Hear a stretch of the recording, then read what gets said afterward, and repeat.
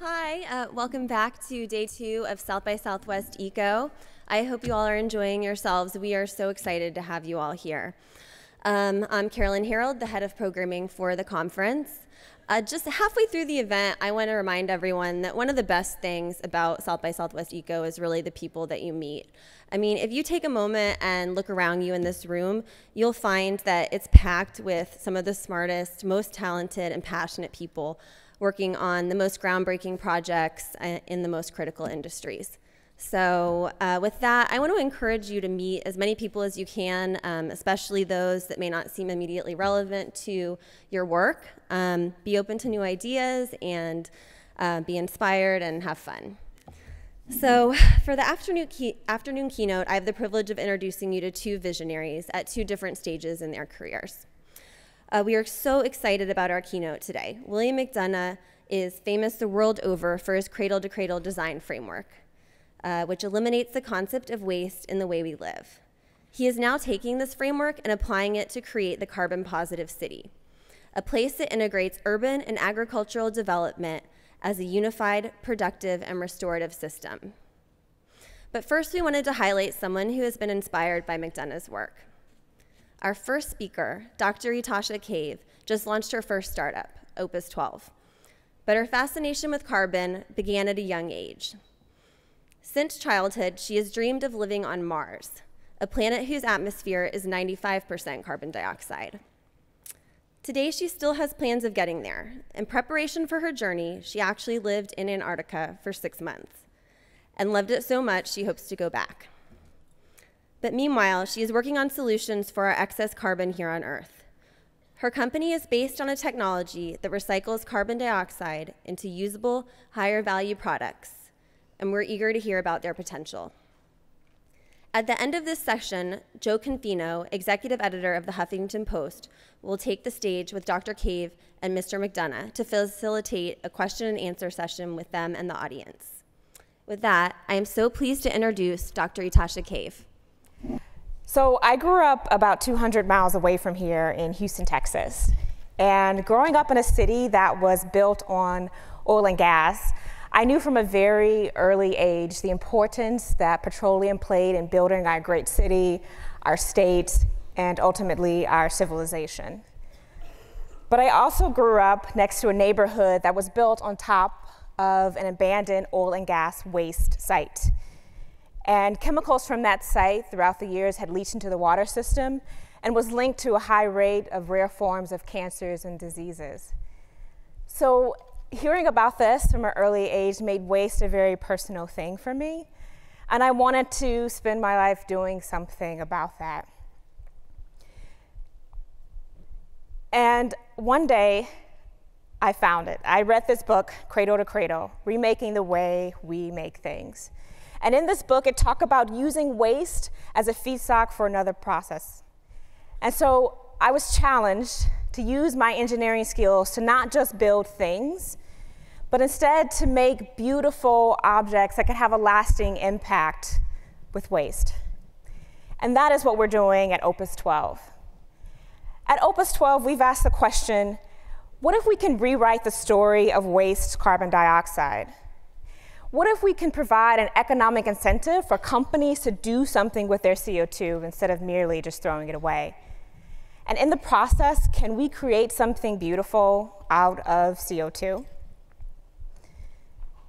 7 years ago, Kendra Cool and I started a lab at Stanford University. And this lab was one of the flagship labs for creating electrofuels and electrochemicals.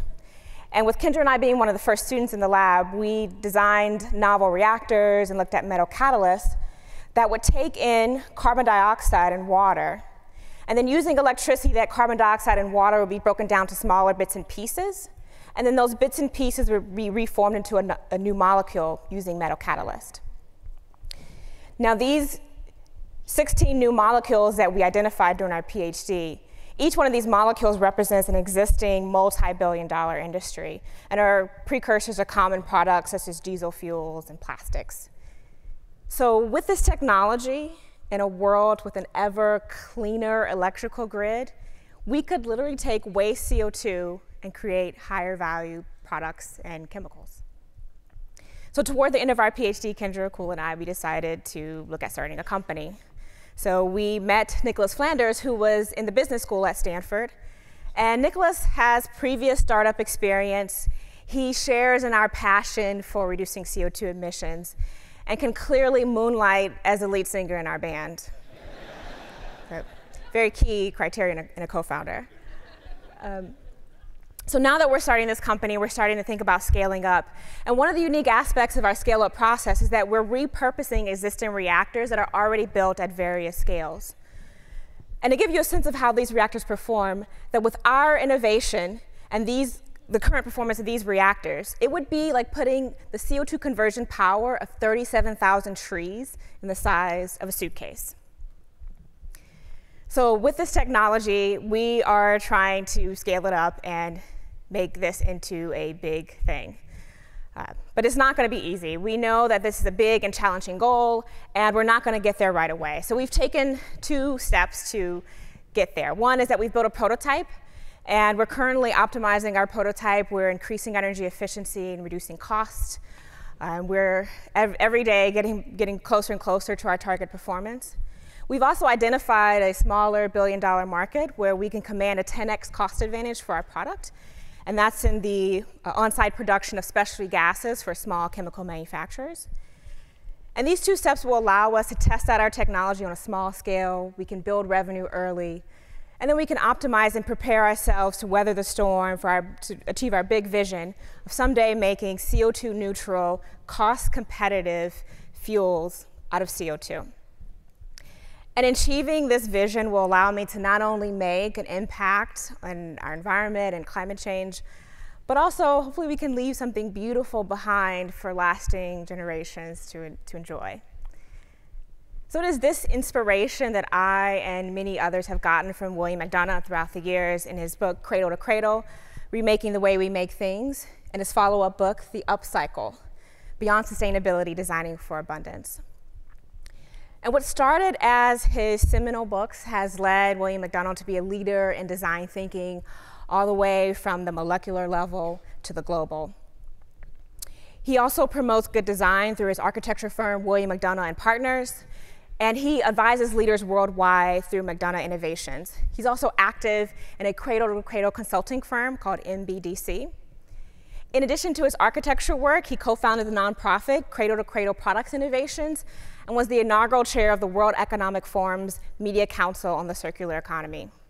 He has received numerous awards, including the first Presidential Award for Sustainable Development, the first Presidential Green Chemistry Challenge Award, and the National Design Award.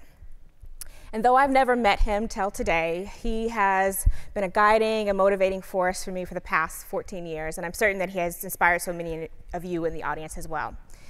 So with that, it's my pleasure to bring up to the stage William McDonough.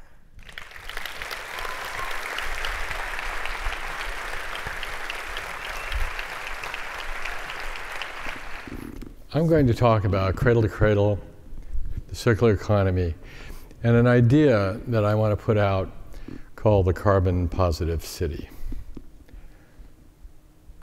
This is life work, and I was born in Tokyo, Japan in 1951, and as a baby I heard the farmers come collect our sewage in the middle of the night, and we would lie on our futon, and my mother, who was from Alabama, spoke Japanese, would come in and sing us songs about the night soil and the farmers with their honey wagons, and they were taking the poop to the farms, and you're 3 years old and your mother is singing to you in an Alabama accent in Japanese. It doesn't get better than this. So I always thought that the cities and the farms were one organism, and the farmers would collect our sewage and come back during the day with our food. Waste equals food. Now, I'm an architect, and architect's job and designer's job is to change the way we see. Then we rearrange the furniture, and then we build. So I'd like to look at this poem from 1124 by a nun, mystic, Dr. Hildegard von Bingen. Glance at the sun, see the moon and the stars.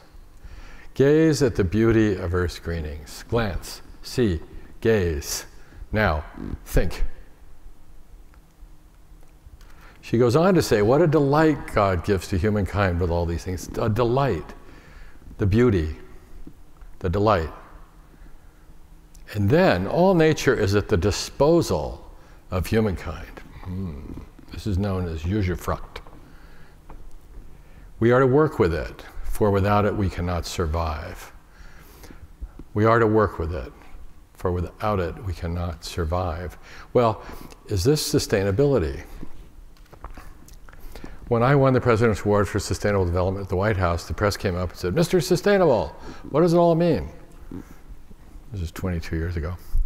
And I said, I'm not that interested in sustainability. And I went, what?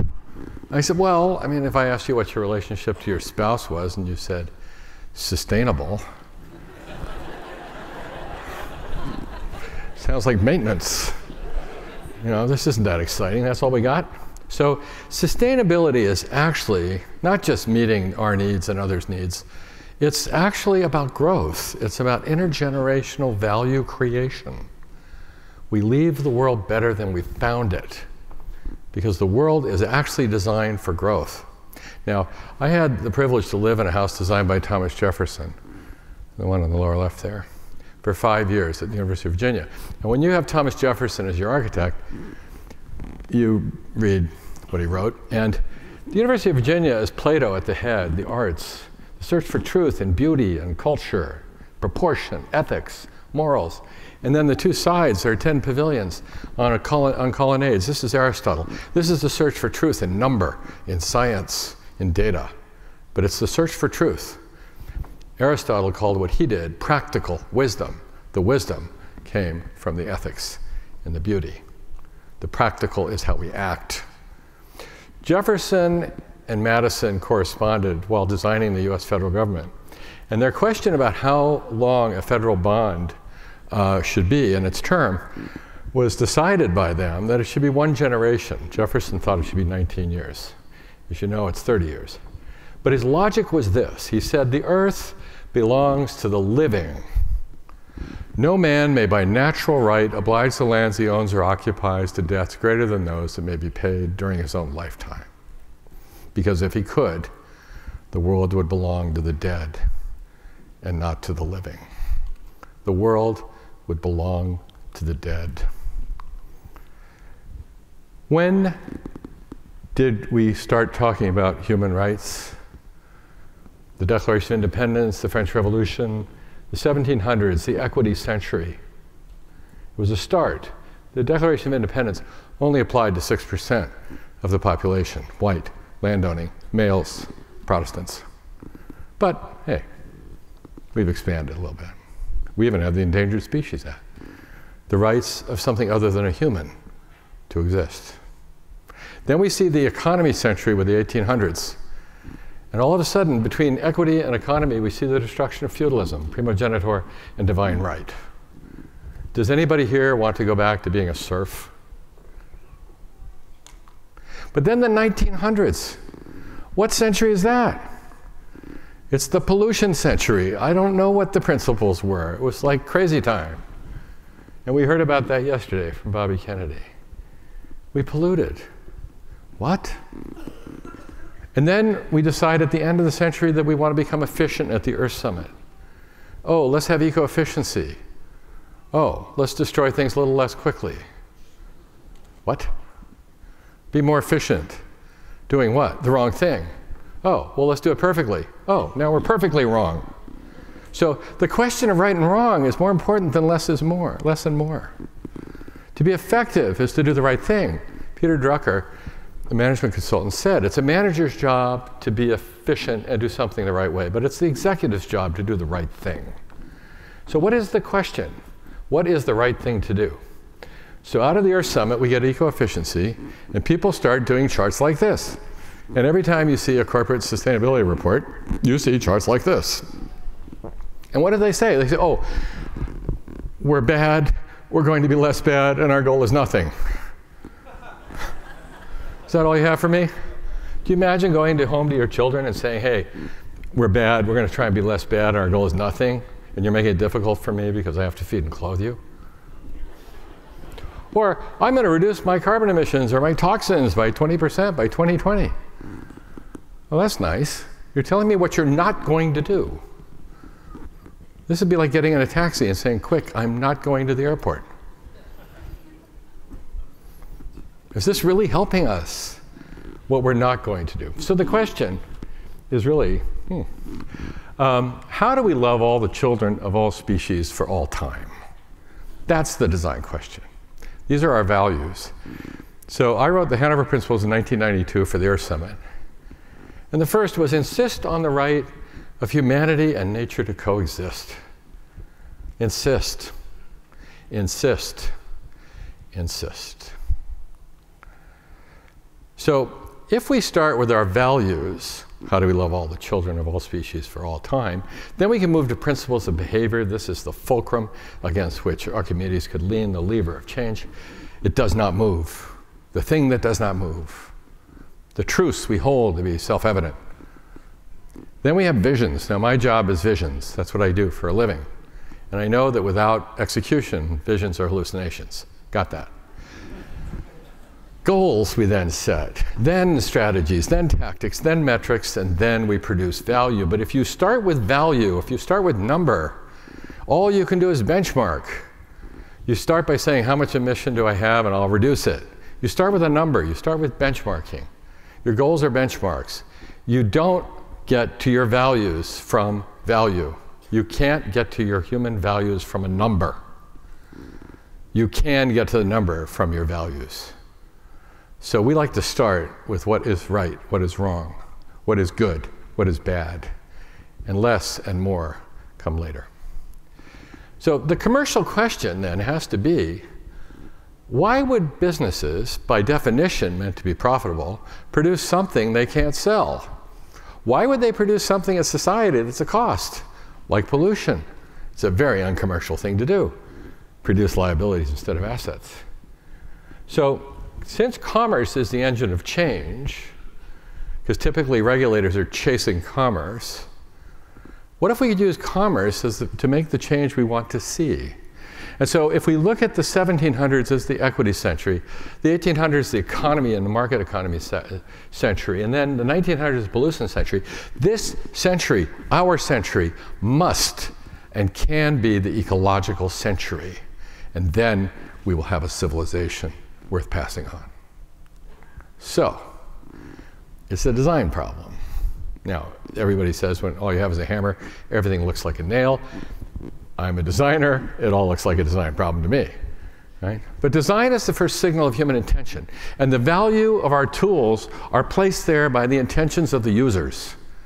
So a hammer in the hands of a child is a toy. In the hands of a carpenter is a house. And in the hands of a maniac is a weapon. The hammer is innocent. It doesn't know.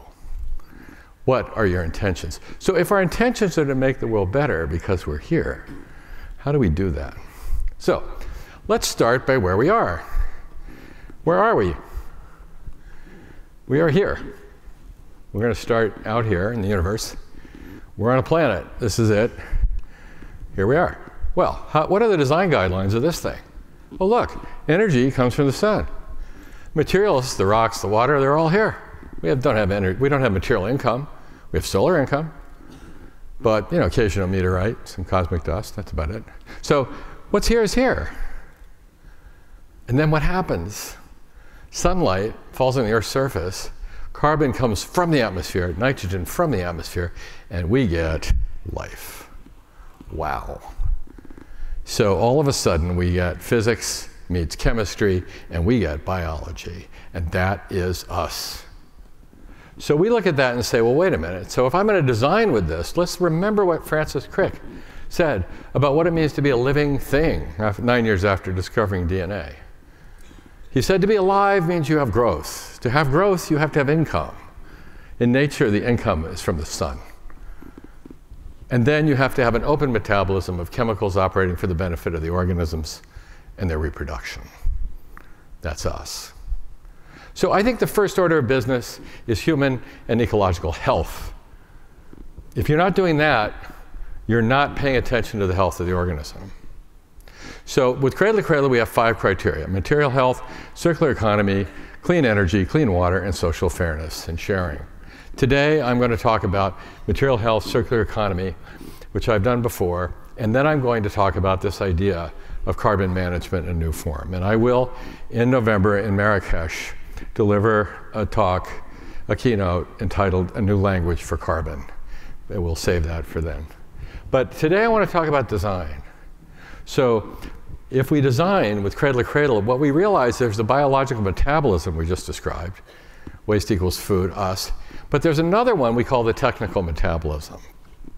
The televisions, the computers, the cars. We see these as technical nutrients. What you want is to watch television. You don't want to buy 4,360 chemicals. So we call these products of service. In a circular economy, you get the service, and then we move on to the next use. So we don't call things that are inanimate things that have end of life. That's silly. You know? This isn't alive. Your phone talks to you, but it's not alive. So what end of life, really? No, end of use. So we say end of use and design for next use. See? Not end of life. So the Cradle to Cradle framework is now the protocol that's in the Cradle to Cradle Products Innovation Institute and is a certification program, independent, third-party standard, and is available to everyone. And this is a place where these products can all be put through these rigors, down to the parts per billion. Now, how did I get into some of this? Well, I designed a daycare center for Frankfurt. When I was over there talking to the teachers and the engineers, I noticed that the children were eating the building. So I thought to myself, what are they eating? I think I've got to look into this. So I worked out how to meet with ecotoxicologists and then started to work with Michael Braungart. And we started looking at materials down to the parts per million, parts per billion for ecological and human health. Then in 1994, I was asked by Steelcase to design new fabrics. So I worked with a chemist, and we looked at 8,000 chemicals in the textile industry, got it down to 38, made a fabric so clean you can eat it. By the way, if you flew in an Airbus, you've sat on it. It's so safe a fabric that if you find yourself at 40,000 feet with an extreme fiber deficiency, you can safely eat your chair. The water coming out of the mill turned out to be clean as Swiss drinking water. The trimmings became mulch for the local garden club instead of hazardous waste. This is design, a biological nutrient. We did the same in carpet. We designed carpet since you really want the appearance, the acoustics, the wearability, and so on. But a lot of the time, you get various toxic materials, carcinogens, mutagens, and so on. We redesigned it working with Berkshire Hathaway and Shaw Industries with nylon 6 and thermoplastic polyolefin backing, and designed a carpet where you're essentially storing your materials on your customers' floors because you want it back. And you can make it into carpet again forever. There's 1.4 billion pounds of carpet waste in America. Wouldn't it be interesting every year if we could continuously reuse it for carpet, keep the jobs, keep our floors comfortable? Store your materials on the customer's floor. Circular economy, product of service. Designed for human and ecological health. We then work with the furniture industry, our Steelcase, Herman Miller. We designed their chairs to come apart in the future easily and sortable to polyesters, polypropylene, rubber, steel, aluminum, so on and so forth. We also looked at appliances as products of service. What you want is to wash clothes. You don't need to own rubber, steel, glass. So we leave those in the hands of the industry so they can have their materials, keep them on their books, keep assets, grow them into the future, and have them available for the next round of product. We know how to do this in buildings. Buildings are typically leased for 15 years in the office buildings. Why can't we do this with all kinds of things? So that's why that works. So this is turning into what we call the circular economy. Moving from the linear economy of take, make, waste to take, remake, take, retake, make, retake, make, restore. So how do we do this?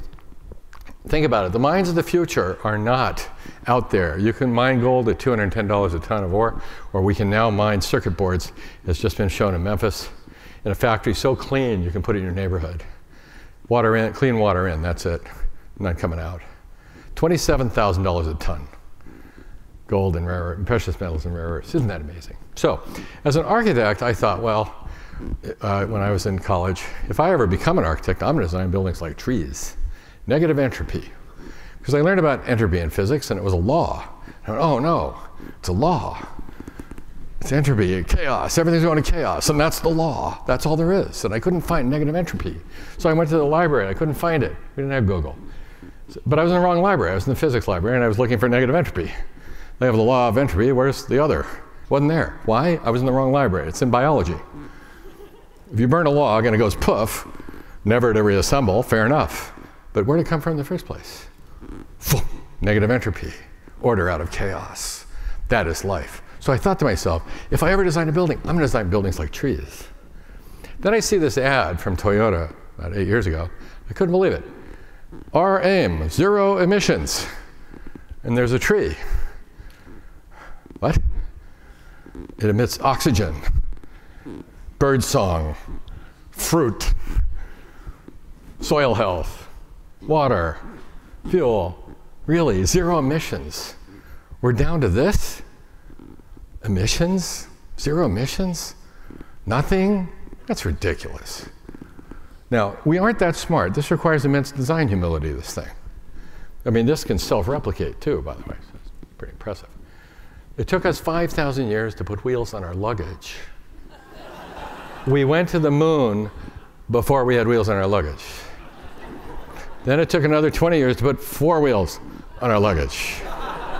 We're getting there. So I thought if I could design buildings like trees. So at Oberlin College, starting in 1992, with David Orr, we designed a building. This makes 130% of the energy it needs every year and purifies its own water and builds soil. Imagine a building like a tree.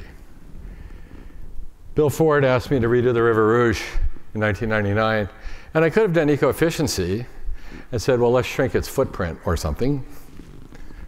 But instead, we did the world's largest green roof. Saved Ford $35 million in capital expense by not using chemical treatment plants and pipes, which is the same as walking to their board and giving them an order for $900 million worth of cars at a 4% margin coming out of Chicago. That's how you get this done. Then NASA asked me to work on the Mars space station. And I said, I'm sorry, I can't go to the red planet until you come back to the blue one. So what if we got the same design team that did the space station, and we did a space station on Earth? Wouldn't that be fun? Let's pretend we're naked and land somewhere and see what we come up with. So we did. So we put this model in our minds, put it in the Johnson Space Center, Houston, where they heard the words, Houston, we have a problem. We started there. And we said, okay, did you invent the photovoltaic for this? Yep, we did that. Really? So this is a nuclear-powered thing, and the reactor is 93 million miles away. A safe distance. Yep, that's it. Okay, you're in charge of energy. Can we drink our urine up here? Absolutely, forward osmosis. Great, who did that? You did. Okay, fine, you're in charge of water. Good. So can we do this on Earth? And we did. Ahead of schedule, under budget for a normal federal office building.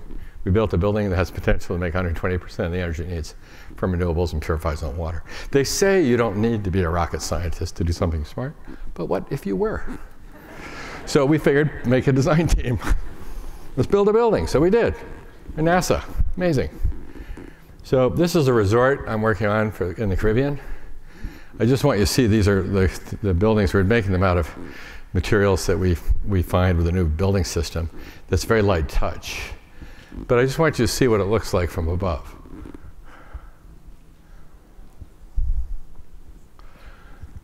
When a bird flies over, it's welcome home. So, in Amsterdam, we're designing buildings as continuous assets. The buildings are designed to come apart in the future. So if they're ever not needed as office buildings, they can be housing, they can become other buildings, and we can sell the assets as commodities. We're also looking at whole systems where this is renewably powered, heats and cools its water, purifies it, all this kind of thing. Buildings like trees. In India, I just finished a factory, I'm doing 2 more, where we put greenhouses on the roof, put the structure on the roof. And now there are people working inside, and on the outside, on the roof, they're all upstairs growing food for their families. So the building feeds the families that work in the building. In Chicago, for Method, we thought, isn't it beautiful that they're going to Pullman, a place that needs work, famous factory town. Pullman cars, railroad. And they're going to build a factory that provides work for the people there, makes soap. But what if you thought about a child's drawing of a factory and you said, there's going to be a factory here?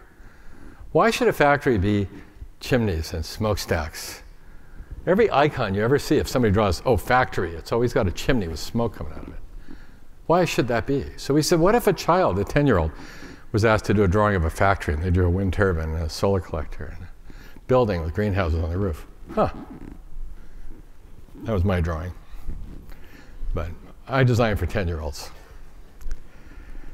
So we're doing a trade park in the Netherlands. It's now the national hub for the circular economy. It's 3.5 square kilometers. And we're bringing businesses, hundreds of businesses together to integrate their supply chains, their information systems, so we can design things that are there for perpetual human benefit. It's near Schiphol Airport. The buildings either make solar energy or food. They grow food on the north side, make energy on the south side. This is a conceptual project I'm working on in China, a city that can feed itself, power itself. Now notice the solar collectors on the right. I want to show you something. This is solar collectors in Africa. This is death to soil. Where are the farmers? What's the soil? This is the United States. We call this zoning. You can't have industrial and agriculture in the same place. Why not? Watch this. Look. I call these the solar orchards.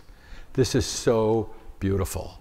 You put the solar collectors up in the air, and the animals come back, and the grasses come back, and the roots go down 15 feet, and the water comes back, and the fungi come back. And you have 5 revenue streams here, including wool, fiber, and so on. Look at that. The grasses come back on their own. This is Inner Mongolia, where the hills were denuded by cashmere goats and so on. So the idea of just saying we're going to be less bad isn't going to cut it with future generations, because they're going to get tired of it and say, what were you thinking, or not? So let's put what we don't want below the line. Let's put what we do want above the line. And let's tell the kids we're going to be less bad, but we're also going to be more good. And we're going to reduce the badness to 0. Fair enough. That's a noble thing. But we're really looking for 100% fabulous. That's what we're really here for. Not nothing. We're looking for 100% fabulous. So we start with an inventory of what's good, what's bad, what we're looking for. We locate it based on our assessment, and then we put it there and we do constant improvement. That's who we are. The world wants to get better because we're here. Designers are inherently optimistic. You wake up every morning trying to make the world better. Anybody here wake up in the morning trying to make it worse? And, somebody introduced me, actually it was Bill Clinton, think about it. He said, the thing about Bill you got to understand is optimists think the glass is half full, pessimists think the glass is half empty. Bill thinks the glass is always full of water and air. But he also never thinks it's big enough because there's more to share. So what are we leaving behind for the kids? This or this?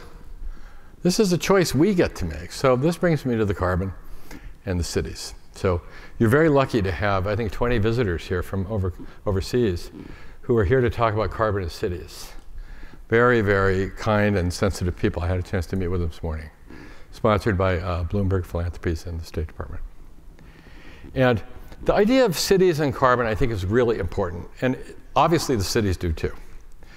Because as we look at who's trying to deal with the carbon question at a scale that's meaningful, we see these kinds of groups. And these are the people who are going to help us get this done. And the scale of the human city, where 80% of us will live in mid-century, is a critical dimension. So I decided to play with the idea of the carbon positive city. And now notice my language is different. The paper I'll deliver at Marrakesh and in Nature Journal this fall is called A New Language for Carbon. Because we have weird language for carbon. I don't know if any of you noticed, but negative carbon is a positive. See, if all we think of is carbon in the atmosphere, well, then all we know is that carbon is bad. Well, is carbon bad? If anybody here thinks carbon is really bad, you should probably shoot yourself, dry up, and blow away, because you're mostly carbon. So, carbon is not a bad. Humans can be bad. Carbon is innocent. So we look at this idea of what if carbon's a positive when it's in soil? What if it's a negative in the atmosphere? See? Et cetera, et cetera. So remember this, a toxin is a material in the wrong place. Water is highly toxic. If anybody didn't notice, surround yourself with water for 6 minutes. Highly toxic. Jump out of an airplane, hit the ocean at 120 miles an hour. Highly toxic. Very small duration, very large dose. So any material in the wrong place is a toxin. Carbon dioxide in the atmosphere is a toxin. It's poison. We know that now. But just remember, this is like lead in rivers. Anybody here think we should put lead in rivers anymore? Okay, now just imagine the parallel on this one. Let's go talk to the children in Flint. Let's pretend lead is CO2. Okay, kids, we're going to reduce the lead in your water by 20% by 2020. How are we doing? It's a toxin. You stop. Oh, let's do net zero. There are people defining net zero carbon as you offset the amount of carbon you release to the atmosphere by renewables to the same amount of energy, and that's your offset. Wait a minute. You're comparing an electron to a molecule, to an atom here. This is silly. Because that means you could double the amount of carbon and double the amount of renewables, and you're still net zero, but you just release twice as much carbon to the atmosphere. What? Can you imagine telling the children in Flint, you know, we're sorry you've got hundreds of times more lead in your water than that is dignified to even consider.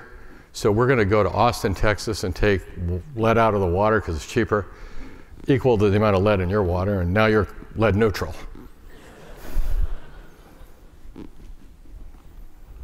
Carbon in the atmosphere is a toxin. So what is good? What is bad? What is positive? What is negative? So carbon in the soil is an asset. Carbon in the atmosphere is a liability. Why would we create liabilities?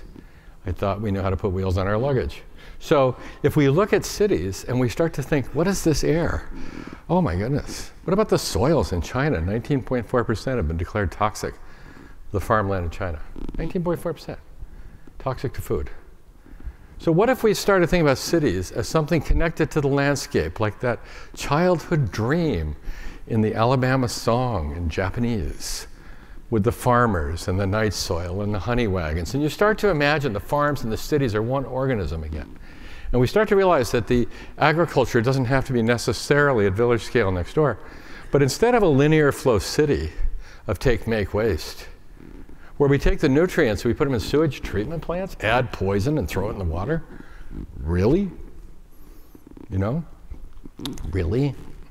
What if we had cities that could cycle the biological and technical nutrition for everyone's benefit? Instead of sewage treatment plants, we have fertilizer factories.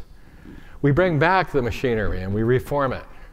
And we continuously improve with integrated flow and concentration.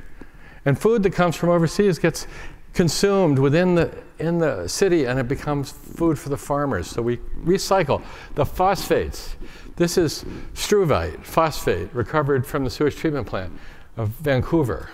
An astonishing thing. Phosphate comes from North Africa, a little bit from Kazakhstan. It is now a strategic mineral. We all need it every single day. Why don't we have the cities become phosphate mines? Think about it. So you take 3 simple steps. You start with your city, you do your inventory. Define the boundaries of the city. Study what you want to consider your greenhouse gas emissions. Study what your opportunities are. Look at the projects that you can do. We now see a solar farm that we just set out for contract at 3 cents a kilowatt hour. We're there. And we go. We then assess these things and figure out which ones we can afford, which ones we can't. And then we optimize. We refine our thinking. We execute. We share. Now it's clear that this is the emissions of carbon from fossil fuels. This is the emissions from land use changes. Here's the land sinks, there's the atmosphere, and there's the oceans. We must bring down this gray zone. We must stop releasing carbon dioxide to the atmosphere. And then we must honor our soil. Franklin Roosevelt, the history of every nation is eventually written in the way in which it cares for its soil. So, our job right now is to change the question of commerce itself from a world of limits and greed, how much can I get for how little I give? Sounds like our election. We're going to change that question to how much can we give for all that we get? It's a world of sharing and abundance. So we imagine our cities reducing the things we don't want, increasing the things we do want, and letting our children lead us into this future. Because all nature is at the disposal of humankind, and all humankind is at the disposal of nature. For we are to work together, for without working together, we cannot survive. And actually, what a delight God gives with these things. So let us glance at the sun, see the moon and the stars, gaze at the beauty of Earth's greenings. Now think, now do. So ask yourself, how do we make the world better because we're here? Insist on the rights of humanity and nature to coexist in a delightfully diverse, safe, healthy, and just world. This isn't a delightfully less monotonous, less unsafe, less unhealthy, and less unjust world. This is a positive vision. Clean air, clean soil, clean water, and power. We deserve this. We have to fight for this. Economically, equitably, ecologically, and elegantly enjoyed. The earth belongs to the living. Thank you.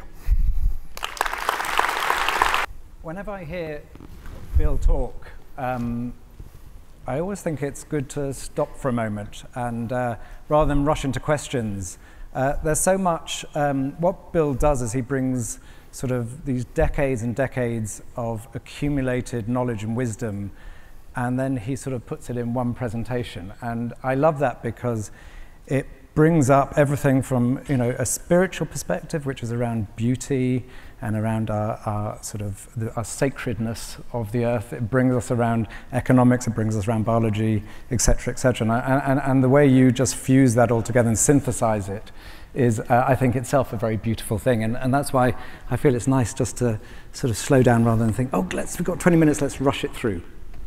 I want to start off, though, Bill, with just asking about how we change mindsets. So I always love the phrase of the Buddha, which is, with our thoughts we create the world.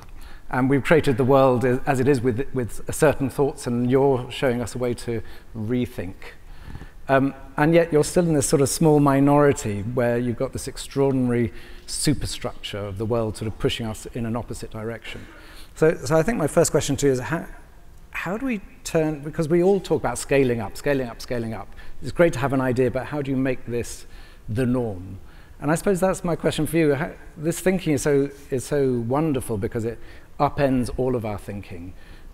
But how do we make that the norm? I think people typically make decisions based on cost, performance, and aesthetics. Can I afford it? Does it work? And do I like it? And I think there's a moment now where we can ask ourselves, is it ecologically intelligent? And I think that it will come back to cost, that the changes we see that are happening are actually driven economically to the maximum extent, really. These are economic things, and that's why we make sure that everything we do is economic.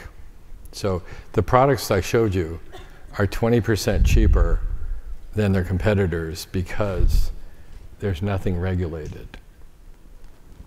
A regulation is not just a signal of design failure, it's a cost. And you can remove the cost of a regulation by removing the need for a regulation.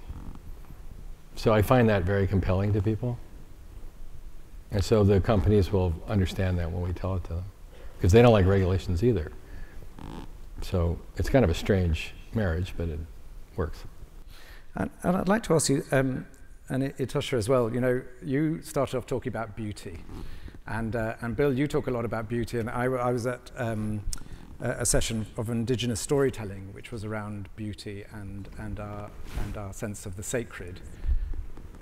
How do we bring that sense in? Because while you need the economics, as you say, it's also this sort of turnaround in our thinking to actually, how do we create something that's beautiful? Can you just talk about how you got to the stage of thinking about beauty and how you bring it into the conversation? How could something be beautiful if it destroys children's health or the environment? Natasha, talk to me, because you raised that thing of beauty. What does it mean for you? And again, you're in something that is sort of, very technological. It's all around science and everything, and yet you're talking about beauty. How do you bring those two together? Yeah, well, I think initially what we're doing on a high level is creating sort of beauty in the process. I mean, inherent in our technology is this, waste to a higher value product, and that to me is like a very beautiful thing in and of itself. We also think about beauty a lot too. So the image I showed of our product rendering, that was done by Annie, who's one of our engineers, and she did a fantastic job. And we, used the design thinking methodology had different concepts and kind of whittled it down to the one that we have now. And it's almost a really nice aspect of my job and us as a company that we can, one day we may be talking something very technical about optimizing the energy efficiency, and the next day we can think about beauty in an aesthetic sense and have this kind of design workshop where we're figuring out how our product's going to look. So I guess just having many people at the table who can remind you that, hey, okay, we need to actually design how our product's going to look. Why don't we sit down and do that, and reminding us, and everyone being on the same page about beauty being a part of who we are as a company. And I think other companies have shown too that beauty really helps get the message out. I mean, people like to look at beautiful things, and so if our product looks beautiful, then hopefully that'll help it sell when we actually make it. And so there's just some ways we integrate beauty in. Bill. I did a collection of carpet called the Butterfly Effect, and it's a pixelated tile, and you put your native butterfly that's going extinct, and you look at its wing, and you pick your carpet by panning around, looking for the pattern you like on your floor plan. And what I discovered in that process is when you look at a butterfly wing at any scale, you can't find ugly. You can't find ugly. And like you're going, wow, that's the most amazing looking pattern. And then you go, well, maybe I put a dark one here by the elevator because it might get dirty, and you go, it's ugly. Just like that. As soon as you mess with it, it's not pretty. And then I thought about a beach full of pebbles, and I was watching children playing, and you can't find an ugly pebble on the beach. You put a kid on a beach, they start playing immediately. They start grabbing things and pick their favorite rocks and everything, and they're beautiful. But if you go into a gravel quarry full of sharp crushed stone, it's not beautiful when we crush it. And so I think that's the amazing thing about nature, is that it's inherently beautiful. It's really hard to find ugly in nature. And that's why I think one of the reasons we love nature so much. But I also found in the world of physics and math, Murray Gell-Mann, who conceived the butterfly effect and chaos theory and complexity theory, won the Nobel Prize for discovering the quark. And I got his speech at Stanford afterwards from the archive, 16 millimeter, black and white. And this is what he said. Can you imagine this? He gets up on stage and he goes, "We have made this discovery in theoretical physics that the more and more beautiful a mathematical formula begins to appear, the more and more likely it is true." Oh my goodness. And that's true, we've all had that. Remember when you did Pythagoras and you got the compass and you go, whoa, look at that. Like, wow. Whew. Off to the races. Anyway, design is fun. Natasha, just wanted to come to you about this. So you're trying to make, in a sense, what lots of people are trying to do, make this technological leap, which is not, as Bill says, to iterate change, but to fundamentally change models. How difficult, because when I knew you were coming up here, the first question that came into my mind is, what's the process of making that happen, where you know you're going beyond the edge of current knowledge, and yet you're also trying to create something that has a business which people are going to invest in, and it's it seems such a difficult process to not to over-egg what you're doing, so not to be the Teramos or whatever it was, which is saying we got the answer, but also how do you build that, and how difficult a process are you finding it to go from this idea to actually the thought to the manifestation? Yeah, that's a great question, because I do definitely want to highlight that what we're doing is very challenging. I mean, taking this molecule and making something out of it at a cost competitive rate is something that is not easy. I mean, you have the market considerations and the technology considerations. I think for us, we try not to be like everything for everybody everywhere. I mean, the climate change is a massive problem. There's going to be many solutions. There's not going to be a killer app for it. It'll be many players, each in like a symphony, as you might say, and we hope to just be one opus, as you might say, in the symphony of players working on this problem. And so we try to find where can we best fit, where can we bring the most value.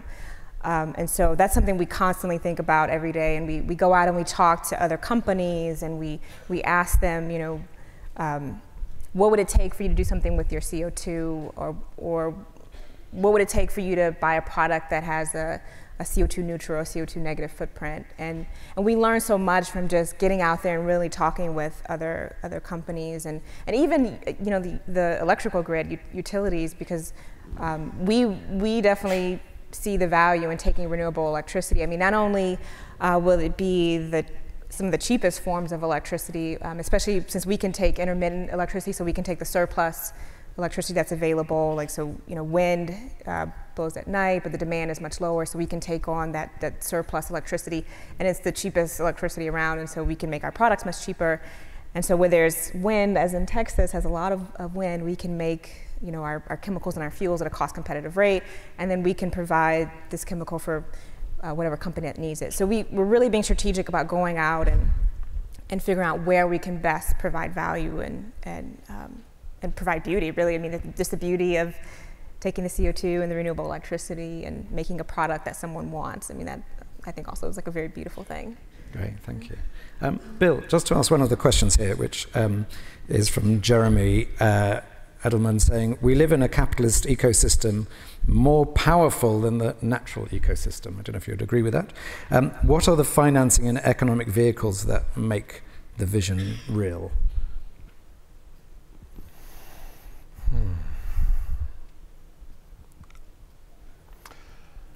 It's a great question.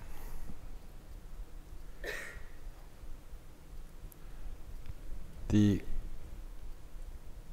difference between bottom line and top line need to be understood.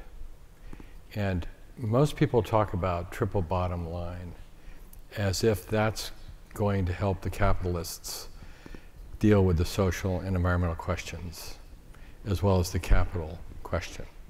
But when all you work on is profit, bottom line, your decision making is quite mean, because it's what's left over, and things are there for the taking. So I think that what we're seeing now is that world leaders in economics are starting to understand the triple top line, we call it, which is revenue generation, not profit delivery. So you can't manage to profit unless you have the revenue to begin with. And so the question of revenue generation, I think, is really the important one. That these things provide immense benefits to people at every point in the economic chain. Not just the managers or the takers, but also the people who get to share it. And so I think if we look at what's going on in various cultures, people are afraid of the political fallout of extreme economic conditions. Just look at what's going on in our election here, look at Brexit. These are seriously disruptive events. China is very concerned that if its people in the cities don't have jobs and don't have activities, that they will revolt. And they're very concerned about that.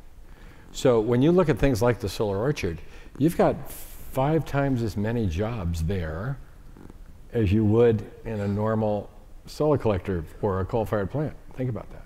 So when we hear about energy, and I'm an energy voter. Have you seen the ads here? we're energy voters, you know, and like Bobby said yesterday, like let's vote for pipelines so we can harden it and give the capitalists their requirement that they must pump oil through it to pay it all back. They're hardening the wrong system, right? Whereas if you look at inherently renewable energy and these other things are actually much more cost effective because they're distributed. They provide benefits everywhere. We don't have all this transmission, and we don't have the negative effects of climate change and all the rest of it. So I think as the leaders in business see the revenue potential, they just have to be able to do math on more than one ledger. Because the kilowatt hour in a solar orchard is the sugar in the apple. But there's a lot more going on there. Bill, how long have you been working in this field now? 40 years.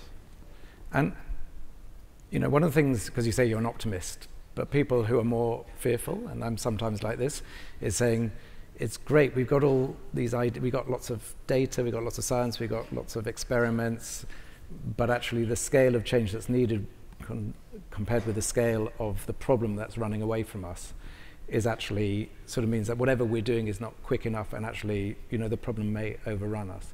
So even though you're an optimist, how do you feel about this sort of two-way horse race, in a sense, which is the problem racing ahead, and actually the huge amounts of power still in the system to control it, and this new emerging consciousness and collaboration and sense of interdependence, sort of growing and bubbling up, but still not having sort of still being a sort of, in a sense, a constellation rather than having real power, you know, the power of the establishment.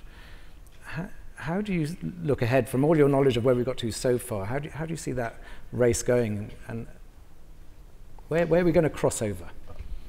One of the nice things about living in a Jefferson house is people would come to dinner when you invite them. So one night, one day I had Dalai Lama for lunch, and I had Gorbachev for dinner. It was cool. But, was that the same day? Yeah. Wow. So it was like, whoa, thank you, Mr. Jefferson.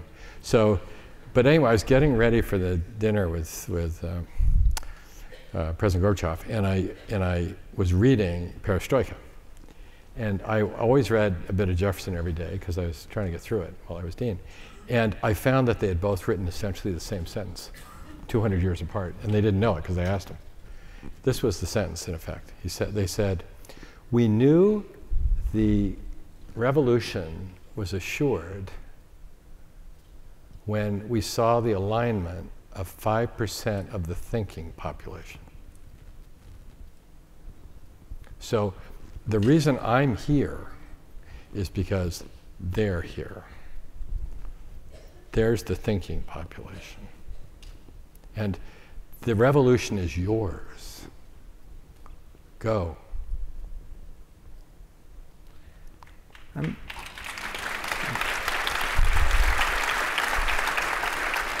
We need a revolution.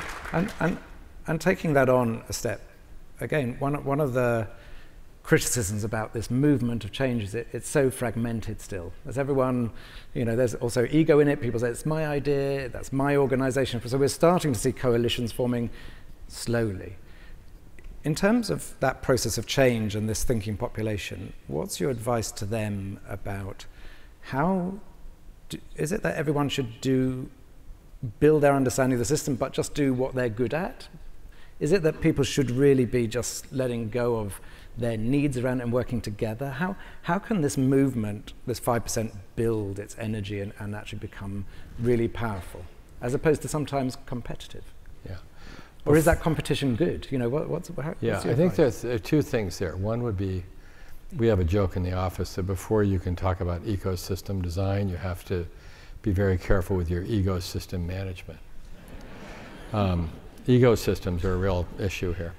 But the thing to remember is the Greeks and the word competition. I don't know if you know the etymology of the word to compete, but it's from the Latin cum petare, which means cum together, and petare, walk forward, pedestrian.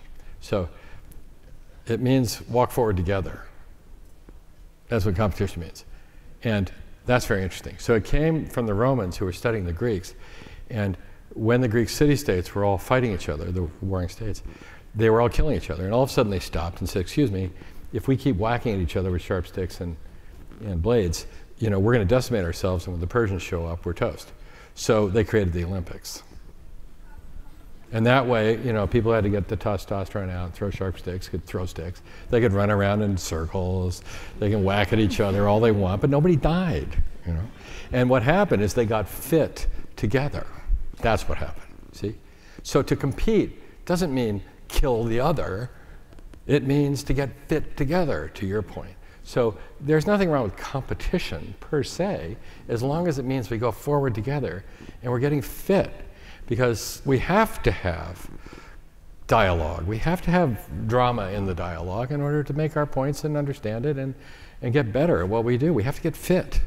So there's going to be some, you know, pressure, and we're going to throw sticks in different directions and whatever. But the idea that we move ahead together is really the key thing. And just going down level, what does working together mean for you? What does that actually mean? What does that look like? It's a state of grace. It's that you respect and the dignity of other people, and that everybody deserves their dignity, period. That is non-negotiable.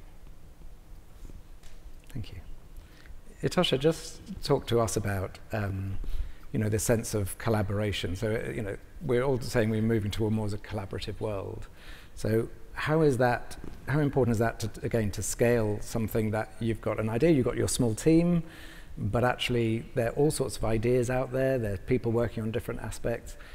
Do you see your role as being a sort of a force where you're bringing all this ecosystem around you to bring in advice and working together, or are you saying, you know, we've got to keep our heads down, we've got the way, and we'll just find the answer? How are you working? Well, we definitely have an ecosystem around us. I mean, in fact, I mean, in starting this company, you know, when Kendra and I were first looking at spinning it out of Stanford and like doing things that we need to get funding because we need to build our prototype, and we talked with kind of traditional VCs, and there wasn't anyone who was really interested in touching anything to do with this type of like huge technology risk. And so in some ways we got lucky in that there was a new program at Lawrence Berkeley National Lab that we could be a part of, where we could leverage the lab's resources, be part of this amazing community of top researchers and scientists. And the program would also provide like commercial support and help and motivate us to get out there and talk to customers and talk to even large companies. You know, we've talked with the big oil and gas companies and asked them where they would see, you know, our technology within their process. I mean, they're pretty large emitters of CO2, and we could come in and utilize that CO2 and make a product that they already sell. And so, you know, just getting out there and talking with people and having a support system around you of other people who are thinking about these types of things, I think has just, I mean, the evidence has just been clear to us that we're a better company, we're a better team, we'll have a better product because we talked with other people and listened to what they had to say, and we made our performance targets based on what customers want, and so it's just a much better product. And I think all of Silicon Valley is kind of like that. This whole like lean startup methodology that's coming out, where you go out and you know, you're not fully in stealth mode. You go out and you talk to people and you refine your idea. I think has been really helpful. And so, you know, climate change being a much bigger problem, and I unfortunately am not as optimistic as Bill with climate change. I mean, I think we've seen some very large, big storms. The largest tsunami recorded on the planet is hit Taiwan recently. I think it'll get worse before it gets better, unfortunately. And so, hopefully something will come together and we'll all work toward it. And we're certainly doing the best we can and facing this huge problem. Bill, we're running out of time, but I want to ask you one final question, which is, in a sense, a personal question, because which relates to takes on what Itosha was just saying, which is, you know, we've got the greatest destruction of you know, ecosystems and species. We've got you know, enormous climate change. We've got extreme weather events, etc., and yet people aren't connecting deeply to these issues. And you know, I as a journalist moved to the US into the job I currently have because I wanted to say how can we reach that bigger audience? How do we touch people's lives? How do we connect people to this so that the awareness in them comes from their head and their heart, that they open to the awareness and then actually wish to create the change we need, as opposed to feel forced into it, which never works. And everyone's sort of struggling with this. You know, media's struggling with this, NGOs are struggling with this, companies, everyone is struggling, saying, how do we connect people back up? How do you see us doing that? Because it seems fundamental to the process of change. Well, I think we're completely lacking leadership, and leadership means somebody has identified a place to go, and we can all go there together. And so this isn't Panglossian, what I'm talking about. I'm not saying the world's fine. You know, I'm not optimistic like, oh, climate change is going to stop. You know, everything's perfect, you know, and the rivers will clean themselves up. I mean, this is a horrifying thing we have done. There's no question about that. It's a nightmare, sure. But I have trust that my optimism is in the fact that we might be able to offer the 10-year-olds and the children some hope here, that we can lean into this and we can do things together that take us somewhere better than where we are, and that will help others as we do it.